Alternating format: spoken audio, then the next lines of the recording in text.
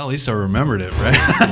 I still can't believe we've got Alice in Chains and the Sound Lounge sponsored by Coors Light, the world's most refreshing beer. Is that awesome? Yeah. So, question: Would you put the band back together when you had this new installation with William in the mid 2000s? Where did that song fall into the process of writing that record? Black Runs into Blue. Oh, geez, that's a few years ago. Later, later in the process. I mean, Will and I have known each other since the turn of the century. Very turn of the century. Go a little Bee Gees on you. Yeah. How did you guys meet? I was dating a girl who was friend of my band. It was your drummer's ex-girlfriend. Yeah. My band moved to LA in 2000. My band comes with the fall. We moved in February 2000. Actually arrived on Valentine's Day, and he had gotten turned on to our first album by this girl, Caressa Ayers, and a good friend of ours who had moved out a few months prior to us, and so that was what sparked it, you know. He got turned on to that first Comes With the Fall album and was like, oh, I'd like to meet that guy. And then we met at the Dragonfly in LA, and the rest is history. Did you know right away that like maybe you would work with this guy in the future? Yeah, well, we did start working together. Right, I took their band out on tour to open up for me when I did the Degradation Trip album, and actually had already jammed with these guys and done a couple of gigs sitting in for Adam a couple times when he was unavailable. Yeah, I mean, he would know when we were playing in LA, even when we wouldn't know. Like the set time, like it was, you know, in LA a lot of times it's like, well, we don't know. It might be 10:30, it might be 12:30. We don't know. And like, but right, like 2 minutes before we were on stage, like we'd see him out there like pacing around, and he'd come on stage and jam some of our songs with us, and even like he said, he sat in with our bass player when our bass player got locked up in Atlanta. Couldn't make the gig at the Cat Club in Hollywood, and he played bass for us. But that was a cool tour, you know, for all of us, and not only did they do a set of their own, they basically were my band too. So they did 2 sets of We did double duty. That was man stuff. It was pretty macho. Yeah. So then was Will an instant choice when you thought, well, we need somebody to step in? Yeah, I mean, he was the obvious choice for me. The guys didn't know him as well, and when we, Sean and Mike and I started kicking around the idea of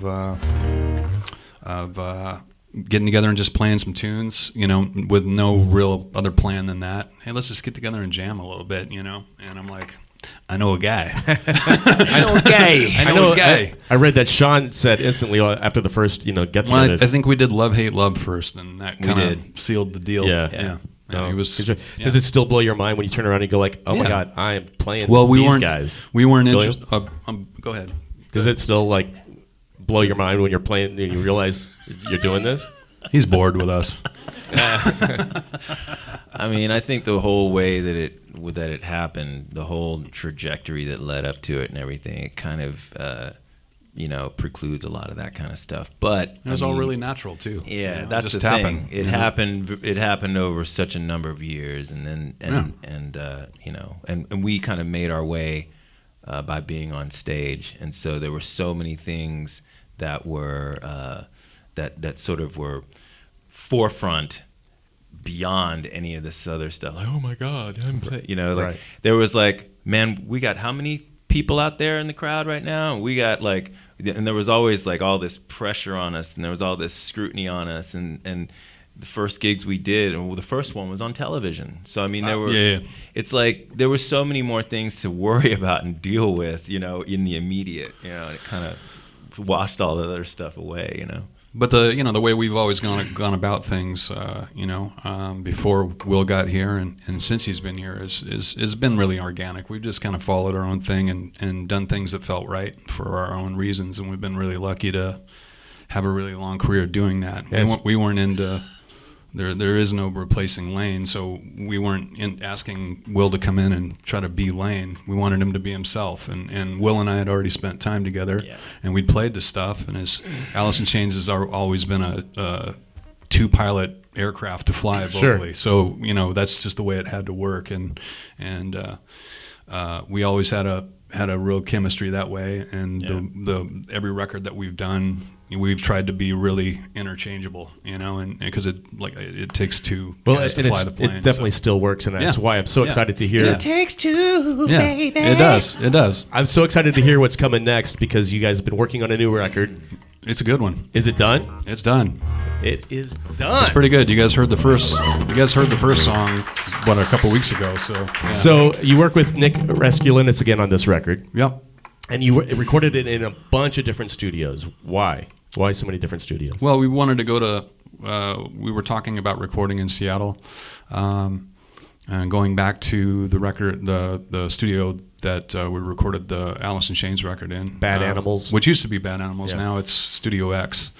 And I think it was something before that as well. So it's like the main studio in Seattle, and we've all of the bands kind of recorded there at one time or another. So it was cool to go back, and we spent the whole summer there doing basic tracks. And Great time of year to be there. Oh yeah, That's beautiful the time of year to do it. If you're gonna do Seattle, do it in the summer. And then Nick has a studio out in Nashville, just out like maybe about 45 minutes outside of Nashville. So we still had a lot of vocals and a lot of guitars and stuff to do. So Sean came out for a little bit, but it was basically me and Will. We just went out to Nashville. Hung in the country. Yeah.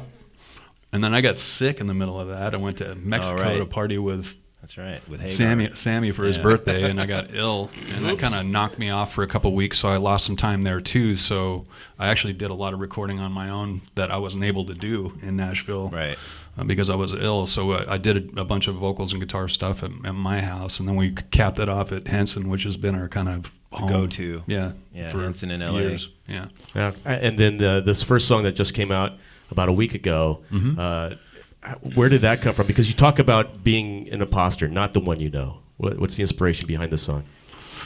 I don't know. I mean, it's always really difficult for me to lay out what it is, because I'd rather you tell me, or not even tell me, just it be whatever it is to you, you know. And I also like to. I'm a little selfish too. I like to keep. I like to keep what it is for me as well. The cool part of songwriting, I think, is in the challenge of it is taking something personal, whatever, you know, that is internal, Making it universal. and making it universally translatable to everybody, you know. And you know, we're all human beings, so we're all, you know, we're not that far apart, and we're all pretty much the same basically. So if you feel something and you put it out in a way that's not completely so spelled out, I think it's easier for people to make it their own, you know. So Well, I have a new favorite chord, and it's the beautifully ugly chord that begins this song. That is awesome.